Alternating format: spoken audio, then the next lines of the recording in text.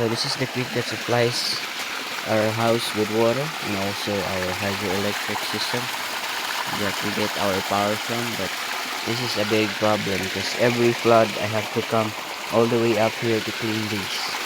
See, it got all sorts of debris and sticks and leaves got stuck to it and gravel inside this thing, and so it becomes heavier and this thing cannot hold it any longer. Yeah, this is the main problem that I have to solve yet. I have looked at like a Kawanda screw that would be more resilient to floods, but that thing is very expensive and it's very hard to get for here to my country. So I would love to have suggestions from you guys for what I should do. Those three are natural springs, but it get dislodged every time a flood comes from up above, and that thing never falter to produce water, doesn't get affected by seasons. But this main creek dries up at summer, and it will flood a lot of debris and logs and rocks during the rainy season here. And so this is the result. Look, this is my homemade, built from sticks and to filter out big debris so it doesn't get stuck with that intake to the filter up there. But like every month or so I have to come up here and clean that. So I was thinking of a more permanent solution, just tank this thing out, but that would be a lot of work because we have to bring the cement and gravel all the way from almost 3 kilometers to 4 kilometers down, and it has an elevation of I think almost 200 meters. So, and we don't have roads, you just have to trek that, so that's very hard. That's why I haven't done it. This is a 3-inch pipe from the creek that the intake was on, and this is the other stream, and this is more ideal for hydro because it has a lot of flow. But the only reason that we did not use this because there are some civilizations upstream that it's not ideal for drinking. That's why we choose that other one. I mean, I have the funds to buy new HDPE pipes. Now we'll be able to have much higher flow, hopefully, in here, in this stream. This would be a few kilowatts of power day and night. Only I have the funds to do it. From a 3-inch pipe, this is now a 1.5-inch pipe. But this is the old pipe. It's almost 20 years old, so it has a lot of breaks and cracks and joints, so it cannot hold pressure. This will continue for about a kilometer before the other intake. Sana.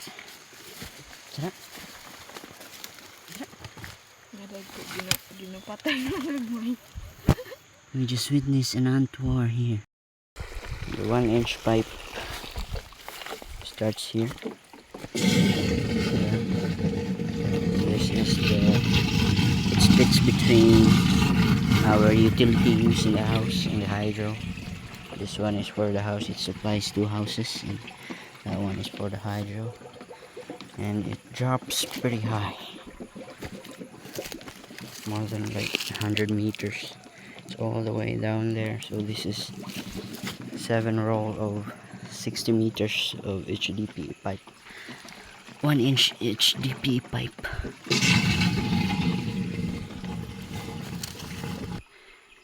The pipe goes all the way down there at the house.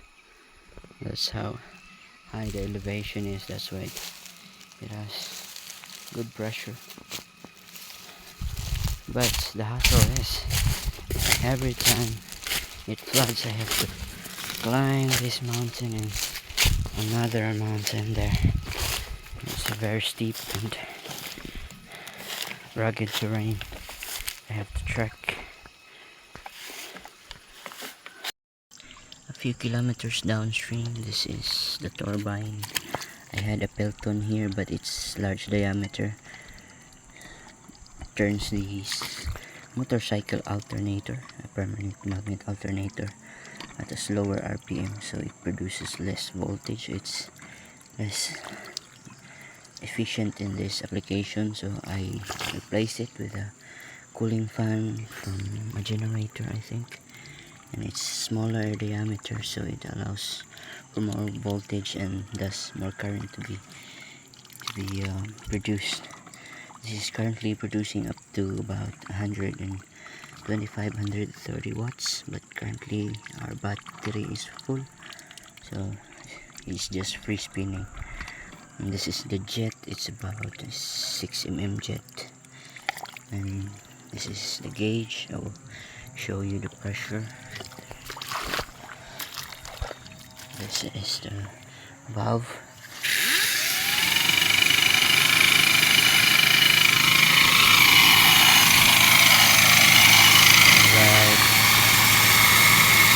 More than 100 psi of dynamic pressure. So this thing has a head of about 100 to 100 plus meters. I haven't actually measured because when you turn it off, the pressure actually exceeds the gauge that I have on here, so I can't tell really on how high the head pressure is. Look, close to the stop of the zero. It's going to stabilize and climb back up here. So, and this is for a high pressure water system for the car wash. Doesn't require any electricity, doesn't need a pump, just have a good old friend, gravity, and through this it spins that, it hits that jet. So let's turn it on slowly this time. That's the MPPT taking it in and go full pressure. Sorry, this thing wobbles. This cross flow turbine sucks air and it slows it down, so I have to put cover in it, and so it's glass so I can see. And there's the overspray. That's producing about 125 to 130 watts 24/7, so that's like more than almost like a 3 kilowatt. That battery is full, so this is the torque from the turbine, and this sprays further. That's the spray from the hydro when the battery is full. And this is the surroundings. There's no grid here, so our only reliant on electricity is solar and hydro. It's mainly hydro because my solar is, it's just a tiny 50-watt panel. So, and this is the high pressure system, the water system that we use for car wash and washing the pig pen and everything. So the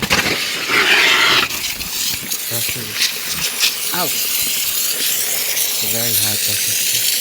When you open this simultaneously with the nozzle of the hydro, we have about 80 psi. So this is about 80 psi.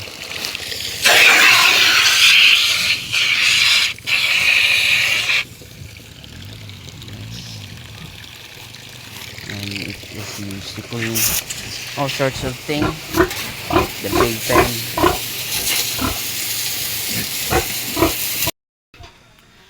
From the hydro, it comes from this wire, goes through this SPD, surge protection device for light main protection, goes to this bridge rectifier there.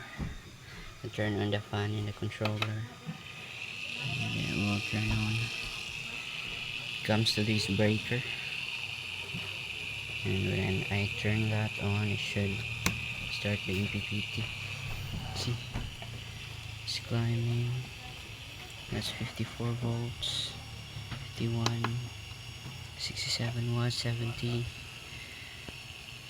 something, 77.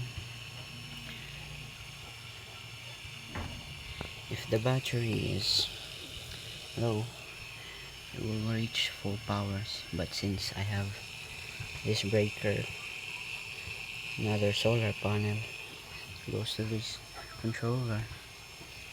The battery is still about it's about yeah, it's about 90%. There, 90%. Here, see, it's already up to 80, 90 watts, and still has a lot of voltage. Still has 45 volts. So if the current increases, this voltage will decrease to up to 37 volts, and that would be 120, 130 watts. Goes through this 12.8 volts 100 amp hour battery. It's a LiFePO 04 battery, and then this battery power this inverter to get to 20, and from that I can power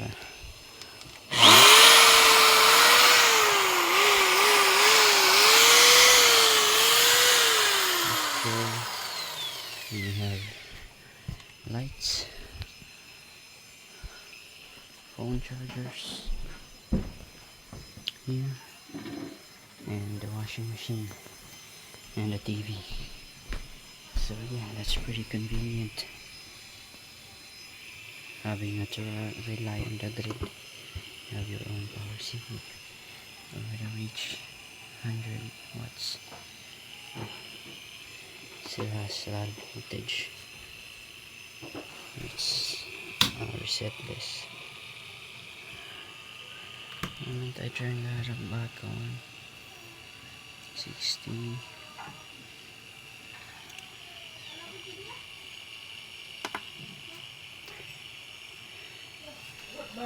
The MPPT will find the ideal voltage and current to extract the maximum power based on the needs of the battery.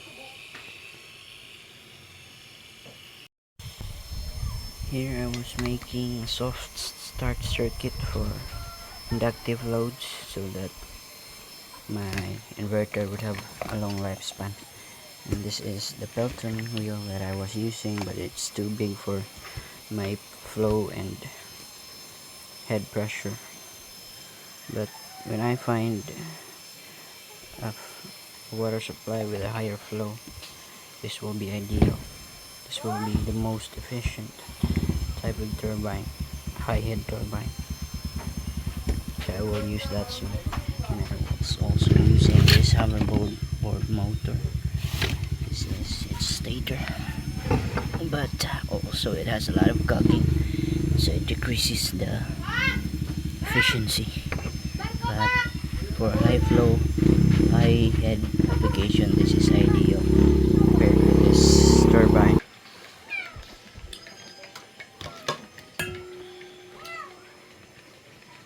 Ibak. Ibak.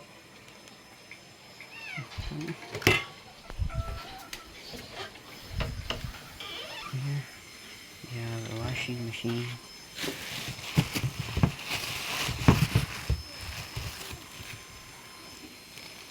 There. And this blower for the stove. And a light bulb. And that's all. There is the hydro over there.